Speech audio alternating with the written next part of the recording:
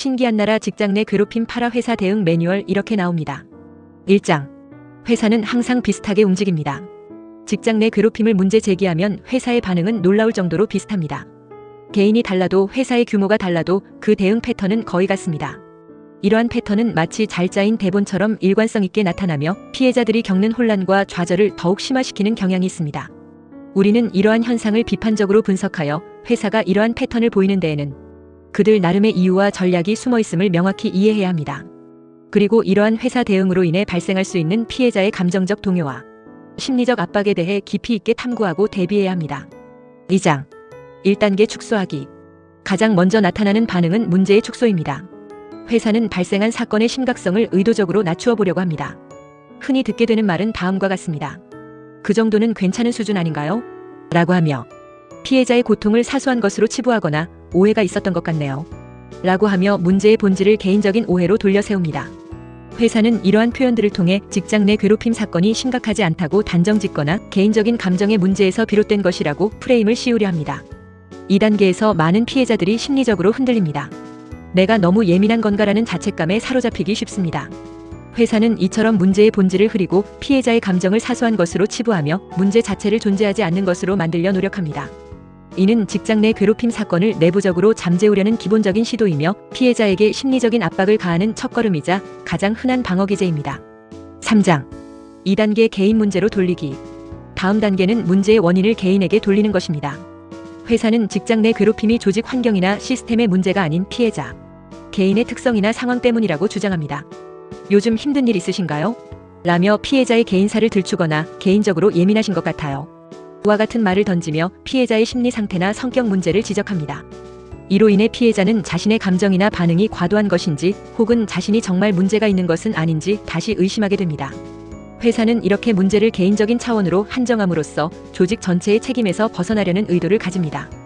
이러한 접근 방식은 피해자가 외로움과 고립감을 느끼게 하고 스스로를 비난하게 만들어 문제 제기를 더욱 어렵게 만들며 결국에는 포기하도록 유도합니다. 4장. 3단계 증거 요구. 그 다음은 구체적인 증거를 요구하는 단계입니다. 회사는 피해자에게 직접적이고 명확한 증거를 제시하도록 압박합니다. 증거 있으세요? 라거나 녹취나 자료 있나요? 와 같은 질문을 던지며 피해자가 완벽한 증거를 가지고 있지 않으면 문제를 해결하기 어렵다는 뉘앙스를 강하게 풍깁니다. 여기에서 많은 피해자들이 절망하고 멈칫합니다. 직장 내 괴롭힘은 종종 은밀하게 이루어지는 경우가 많아 객관적인 증거를 확보하기 매우 어렵기 때문입니다. 하지만 우리는 기억해야 합니다. 완벽한 증거만이 모든 문제 해결의 기준은 아닙니다. 증거의 부족이 문제의 부재를 의미하지 않으며 회사는 피해자의 진술만으로도 사실 확인을 위한 객관적인 조사를 시작할 의무가 있습니다. 증거 요구는 피해자를 위축시키고 문제 제기 자체를 포기하게 만들려는 회사의 전략적인 행동일 수 있음을 인지해야 합니다. 중요한 것은 증거가 없더라도 문제 제기 자체가 무효화되는 것은 아닙니다. 5장. 4단계 시간 끌기. 문제가 커지거나 외부로 확산될 조짐이 보이면 회사는 의도적으로 시간을 끄는 전략을 사용합니다. 조사해보겠습니다. 확인 후 다시 말씀드리겠습니다. 와 같은 답변을 내놓지만 실제로는 명확한 답이 쉽게 나오지 않습니다. 회사 내부의 복잡한 절차를 핑계 삼아 조사를 지연시키거나 담당자 변경 등의 이유로 시간을 허비하게 합니다. 시간이 길어질수록 피해자는 정신적, 육체적으로 극심한 피로감을 느끼며 지쳐갑니다. 이로 인해 결국에는 문제 제기를 포기하게 만드는 것입니다. 회사는 시간의 흐름 속에서 문제의 심각성이 희석되고 피해자의 저항 의지가 자연스럽게 약해지기를 기대합니다. 이는 회사가 문제를 적극적으로 해결하기보다 시간의 힘을 빌려 자연스럽게 소멸시키려는 비겁하고 수동적인 방식입니다. 6장. 5단계 관계 정리 유도. 마지막 단계는 간접적인 압박을 통해 관계 정리를 유도하는 것입니다. 회사는 직접적으로 퇴사를 권유하지는 않지만 우회적인 발언과 행동으로 피해자가 자발적으로 회사를 떠나게 만듭니다. 이 일을 계속 진행하시겠어요? 라며 문제 제기 자체에 대한 부담을 주거나 회사 생활이 힘들어질 수도 있습니다. 와 같은 발언으로 피해자에게 심리적 부담과 불안감을 조성합니다. 이러한 발언들은 문제를 해결하려는 의지보다는 피해자를 조직에서 배제하려는 의도를 강하게 내포하고 있습니다. 직접적으로 말하지는 않지만 그 방향은 하나입니다.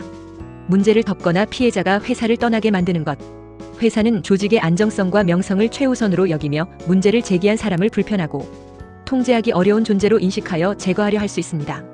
이는 피해자에게 또 다른 형태의 괴롭힘이 될 수 있으며 회사가 취해야 할 보호 의무를 명백히 저버리는 비윤리적인 행위입니다. 7장. 왜 이런 구조일까? 그렇다면 회사는 왜 이처럼 일관된 방식으로 대응하는 걸까요? 그 이유는 복합적입니다. 회사는 기본적으로 문제를 해결하는 조직이기도 하지만 동시에 문제를 체계적으로 관리하는 조직이기도 합니다. 모든 기업 조직은 예측 불가능한 변수나 내부적인 갈등이 발생하는 것을 극도로 꺼립니다. 따라서 가능한 한 책임을 최소화하고 내부 갈등을 작게 만들고 외부로 확산되는 것을 철저히 막으려 합니다. 직장 내 괴롭힘 사건이 외부에 알려지면 기업 이미지가 심각하게 손상되고 고객과 투자자들의 신뢰를 잃을 수 있으며 이는 곧 법적 분쟁과 막대한 재정적 손실로 직결될 수 있기 때문입니다. 또한 내부적으로도 문제 해결 과정에서 발생하는 시간과 인력 소모, 그리고 발생할 수 있는 추가적인 갈등을 최소화하려는 경향이 강합니다. 이것이 바로 회사 대응의 기본적인 구조이며 이러한 구조 속에서 피해자는 종종 시스템의 희생양이 될 수밖에 없습니다. 8장. 중요한 기준. 따라서 우리는 이러한 회사 대응의 본질과 숨겨진 의도를 정확히 이해하고 있어야 합니다. 가장 중요한 것은 바로 이것입니다. 회사의 반응이 문제의 진실을 결정하지는 않습니다. 초기 대응이 부정적이고 당신의 주장을 불신하는 것처럼 보여도 당신이 겪은 문제가 실제로 존재하지 않는 것은 아닙니다. 회사가 당신의 주장을 축소하고 개인의 문제로 돌리고 완벽한 증거를 요구하며 시간을 끌고 심지어는 간접적으로 관계 정리를 유도한다고 해도 당신이 느낀 고통과 부당함은 여전히 유효하며 정당합니다. 회사의 대응 방식은 그들의 조직적 이익과 관리의 관점에서 나온 것이지 문제의 진실성이나 피해자의 정당한 감정을 대변하는 것이 아닙니다.